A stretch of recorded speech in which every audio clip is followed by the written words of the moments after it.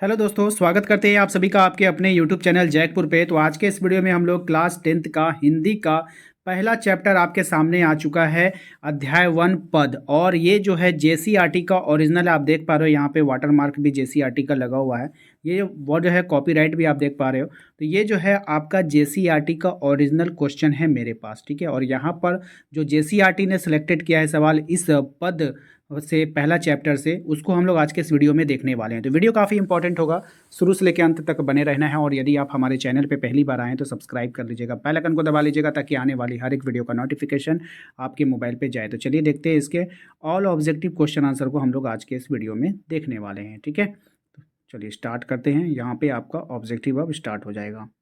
तो यहाँ पे देखिए, सबसे पहला सवाल अगर आप देखोगे, इसको स्क्रीन पर आपका मैंने कर दिया है जूम। और यहाँ पर देखो, सबसे पहला सवाल आपके स्क्रीन में पूछा गया है कि ये जो उद्धव कृष्ण का कौन सा संदेश लेकर आए थे, ठीक है। तो योग संदेश लेकर आए थे ना, पता है आप सभी को, योग संदेश लेकर आए थे। चलिए दूसरा सवाल देखिए यहाँ पर क्या है। तो दूसरा सवाल में आपसे कहा गया है, ठीक है, यहाँ पर प्रिंटिंग मिस्टेक है, 2 के बाद 3 लिख दिया, उससे कोई मतलब नहीं है। उद्धव के व्यवहार की तुलना किससे के पत्ते से की गई है, तो कमल के पत्ते से की गई है, इसको याद रखिएगा।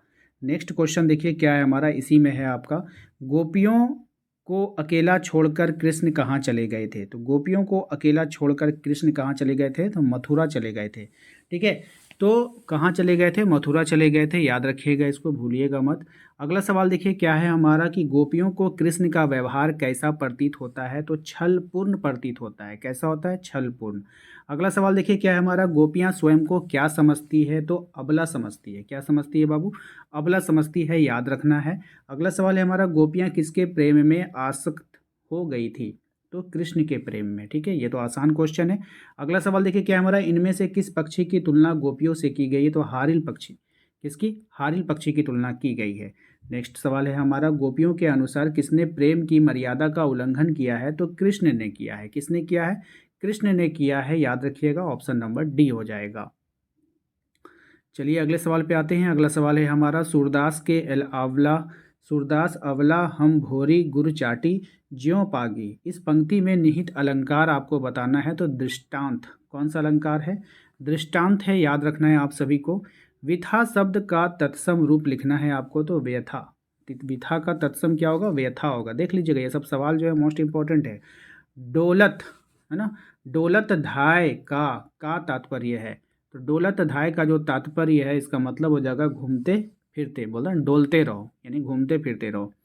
नेक्स्ट सवाल है हमारा, गोपियों ने क्या चीज़ सुनी और देखी नहीं। तो गोपियों ने क्या चीज़ नहीं सुना, योग संदेश। क्या, योग संदेश, ठीक है। क्वेश्चन नंबर 14 पे आइए। 14 में आपसे कह रहा है कि जो ना जाहि सताए पंक्ति को उचित शब्द से पूर्ण करना था, तो प्रजा। किससे, प्रजा।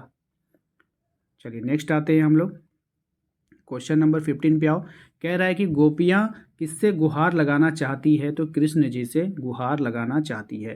क्वेश्चन नंबर आते हैं 16 में, कह रहा है हारिल पक्षी से किसकी तुलना की गई है, तो गोपियों की गई है।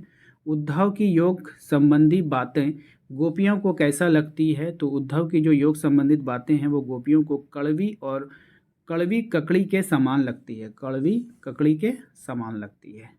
उसके बाद है हमारा नेक्स्ट है कि गोपियों ने कृष्ण को किस प्रकार धारण किया है, तो मन से, कर्म से, वचन से, तो उपरोक्त में से सभी हो जाएगा।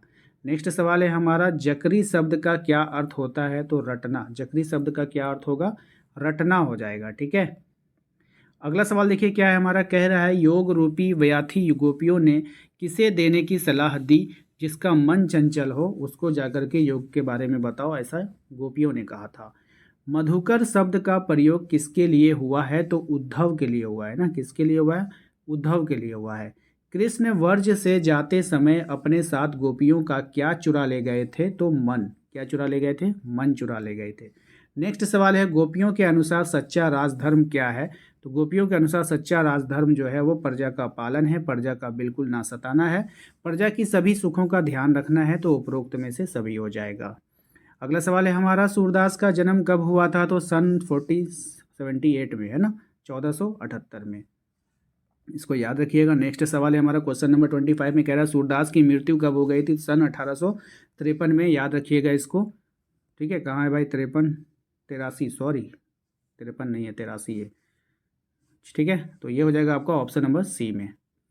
अगला सवाल देखिए क्या है हमारा, सूरसागर में लगभग कितने पद हैं? लगभग 125, लगभग 125 पद हैं, इसको याद रखना है। नेक्स्ट सवाल है हमारा क्वेश्चन नंबर 27 में निम्नलिखित में से कौन सी रचना सूरदास जी की नहीं है? तो साहित्य अमृत जो रचना है वो सूरदास जी की नहीं है। अगला सवाल देखते हैं क्या है, सूरदास ने अपने साहित्य में किस रस का प्रमुखता दी है? तो वात्सल्य, है ना, वात्सल्य रस। देखिए अगर आपने सब्जेक्टिव अभी तक तैयारी नहीं किया तो सब्जेक्टिव की तैयारी हम अपने व्हाट्सअप चैनल पे करा रहे हैं, तो आप लोगों को कुछ नहीं करना है, डिस्क्रिप्शन में जाना है, वहाँ से आप लोगों को व्हाट्सअप लिंक को ज्वाइन कर लेना है। ठीक है, व्हाट्सअप चैनल पे चले जाइए, वहाँ पे मैंने सारा प्रीवियस ईयर सब्जेक्टिव वहाँ पे डाल दिया है, आराम से जाओ पढ़ो, कोई वीडियो देखने की जरूरत नहीं सब्जेक्टिव का, वहीं से पढ़ो वहीं से आएगा। ठीक है, नेक्स्ट सवाल देखिए कह रहा है कि सूरदास के साहित्य में किस भाषा को प्रमुखता की गई है? तो ब्रज भाषा को प्रमुखता की गई है। गोपियों ने उद्धव को बड़भागी क्यों कहा है? तो भैया क्यों कहा है, चलिए इसके ऑप्शन को देखते हैं। गोपियों ने क्यों कहा है? तो देखिए इसका राइट आंसर हो जाएगा आपको ऑप्शन नंबर सी। ऐसा कहकर गोपियों ने उद्धव पर व्यंग किया है। क्या किया? व्यंग किया, उसका मजाक उड़ाया है। गोपियों ने उद्धव के अनासक्त रहने की तुलना किससे की है? तो किससे कर दिया था? कमल के पत्ते और तेल की मटकी दोनों से, यानी कि वो कृष्ण के पास रहकर भी उसके प्रेम से अछूते रह गया। कमल के पत्ता पे पानी डालोगे ससर जाएगा, कोई असर ही नहीं पड़ेगा, तो इसलिए उसको कहा गया है। प्रीति नदी में कौन सा अलंकार है? तो रूपक। कौन सा अलंकार है? तो रूपक अलंकार है। गुर चाटी ज्यो पागी में गुर से किसकी तुलना हुई है और चाटी से किसकी हुई है, ये आपको बतानी है। तो इसका जो राइट आंसर हो जाएगा वो हो जाएगा आपका ऑप्शन नंबर बी हो जाएगा। गुड़ से कृष्ण की तुलना हुई है और चींटी से गोपियों की तुलना की गई है। ठीक है, अगला सवाल देखते हैं। क्वेश्चन नंबर 34 में कहा जा रहा है कि गोपियों ने स्वयं को भोरी क्यों कहा है? तो क्यों कहा है भाई गोपियों ने?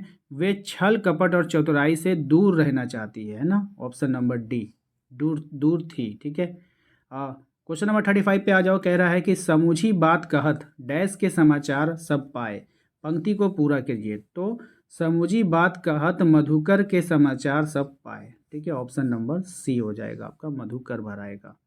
अपरस शब्द का यहाँ क्या अर्थ है आपको बताना है। तो अनासक्त, अपरस का क्या अर्थ होगा बाबू? अनासक्त होगा। ठीक है, याद रखना है सभी को। अगला सवाल देखिए क्या है हमारा, कमल की पत्ती की कौन सी विशेषता कविता में बतलाई गई है? तो कमल की पत्ती की कौन सी विशेषता बतलाई गई है बाबू? तो यहाँ पर आप आ जाओ, ऑप्शंस पे आते हैं। ठीक है, तो यहाँ पर जो है आपका ऑप्शन नंबर बी, कमल का पत्ता पानी में डूबा रहता है, उस पर कोई दाग नहीं लगता है, यही विशेषता बतलाई गई है। अपरस रहत डैश तगाते, पंक्ति का उचित शब्द पूर्ण करना है। तो स्नेह, क्या? स्नेह। ठीक है, नेक्स्ट देखिए, अवधि आधार आवन की पंक्ति को उचित शब्द से पूरा कर लीजिए। तो आस, अवधि आधार आवन, है ना, अवधि आधार आवन की पंक्ति को आस से पूरा कर लेना है। ठीक है, यहाँ पे कुछ मिस्टेक है सवाल में। अपरस रहत स्नेह तगाते कवि के अनुसार या किसी स्थिति को इंगित करता है, यानी कि किस स्थिति को यह इंगित करेगा? तो ये जो इंगित करता है ऑप्शन सी, दुर्भाग्य को इंगित करता है। अपरस रहत स्नेह तगाते कवि के अनुसार या किसी स्थिति को इंगित करेगा, तो ये दुर्भाग्यपूर्ण को इंगित करेगा। ठीक है, उम्मीद करते हैं आप लोगों को आज का ये वीडियो पसंद आया होगा। कुछ ऐसे सवाल थे जो एनसीईआरटी यानी कि जेसीईआरटी का जो है सिलेक्टेड सवाल है, एनसीईआरटी भी नहीं कह सकते इसको हम कहेंगे तो जेसीईआरटी कहेंगे, जेसीईआरटी का सवाल है। मैंने सोचा आप लोगों को दिखा दूं, इम्पॉर्टेंट है भाई, गारंटी नहीं है कि यही आएगा, जैक बोर्ड है, कुछ भी दे सकता है। तो मैं चाह रहा था कि आज जाते जाते आप लोग एक बार इसको देख लो, अगर यहाँ से आ गया तो छूटे ना क्वेश्चन। हमारा मकसद तो यही रहता है कि आप लोग से एक भी प्रश्न छूटे ना। ठीक है, तो मिलते हैं हम लोग अपने अगले वीडियो में। Thank you.